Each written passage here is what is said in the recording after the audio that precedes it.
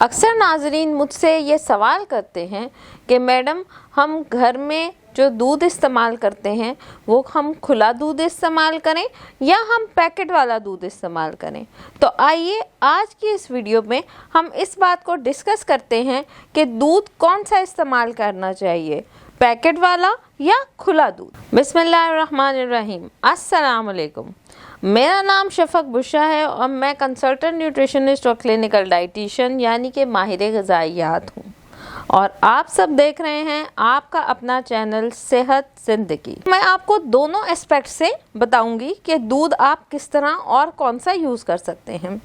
जो हमारा गवाले वाला दूध है वो नहायत ही मुफीद है, लेकिन जब आप जैसे ही मिल्किंग होती है या दूध धोया जाता है तो वो जो गवाले के पास होता है उसमें कुछ बैक्टीरिया जैसे सल्मोनेला है और इकोलाई है, ये बैक्टीरिया उस दूध में मौजूद होता है, तो उसको बॉयल किए बगैर आप इस्तेमाल नहीं कर सकते।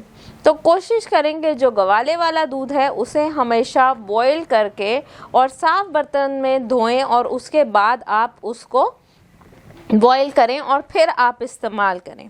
इसी तरह दूध को उसका जो मैंने बताया कि उसमें 2-3 किस्म के बैक्टीरिया मौजूद होते हैं जैसे सल्मोनेला और इकोलाई, तो उसको प्रोसेस करने के लिए पेस्चराइज़ किया जाता है, यानी कि उसको 70 डिग्री के ऊपर गर्म किया जाता है। स्पेसिफाइड टेम्परेचर पे जब हम गर्म करते हैं तो उससे वो बैक्टीरिया मर जाता है और उसको काबिले इस्तेमाल हो जाता है।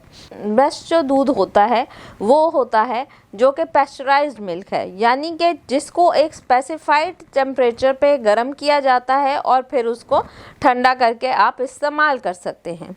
हमेशा याद रखिए दूध वो इस्तेमाल करना है जिसकी पेरिशेबल लाइफ कम हो, कम अरसे के लिए इस्तेमाल करने वाला हो। अब आते हैं टेट्रा पैक में या जो पैकेट वाला दूध मार्केट में अवेलेबल है उसके बारे में बात करते हैं। टेट्रा पैकेजिंग के ख़िलाफ़ मैं बिल्कुल नहीं हूँ, लेकिन उसमें क्या होता है कि दूध के जो डब्बे हैं उनके अपना ही मटेरियल, जो उन डब्बों को बनाने वाला मटेरियल है वो ऐसे मटेरियल होता है जिसकी वजह से दूध की शेल्फ़ लाइफ जो है वो 6 महीने, 8 महीने, 9 महीने तक बढ़ जाती है। तो आपको वो एक प्रॉपर प्रोसेसिंग के थ्रू वो दूध दिया जाता है, क्योंकि उसमें प्रोसेसिंग हो चुकी होती है और वो केमिकल के जो गत्ते वाले डब्बे होते हैं उसमें मौजूद होता है, तो वो कहीं ना कहीं आपके लिए नुकसानदेह हो सकता है। तो कोशिश करें, अगर तो आपको ये पता है कि आपको जो दूध मिल रहा है, गवाले से जो दूध मिल रहा है वो किसी फार्म से मिल रहा है और वो फार्म जो है वहाँ के जो कैटल्स हैं या उनके जो जानवर हैं वो साफ़ सुथरे हैं, उनकी वैक्सीनेशन प्रॉपर होती है, उनकी ग्रेजिंग प्रॉपर होती है और वो आपको पता है कि उसमें किसी किस्म की मिलावट मौजूद नहीं है, तो बेस्ट रहेगा कि आप वो फार्म वाला दूध इस्तेमाल करें। अब मैंने आपको दूध के बारे में बता दिया कि किस तरह आप दूध को क्लासिफाई करते हैं।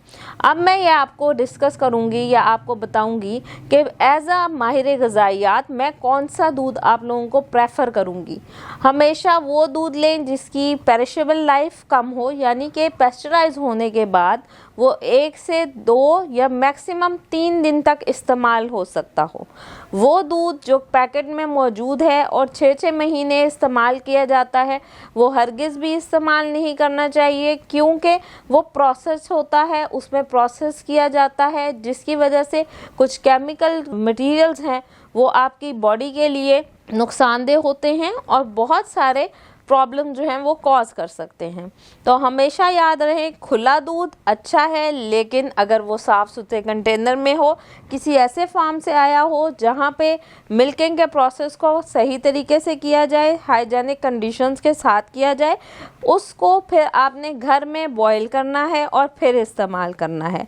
और अगर आपने जो पेस्चराइज मिल्क है जो मार्केट में बॉटल्स में डिफरेंट मिलता है जिसकी शेल्फ़ लाइफ 2 से 3 दिन तक है, वो भी आप इस्तेमाल कर सकते हैं। मार्केट में डिफरेंट ब्रांड्स के दूध जो बॉटल्स में मिलते हैं जिनकी पेरिशेबल लाइफ कम है वो भी इस मिलते हैं, वो भी इस्तेमाल किए जा सकते हैं।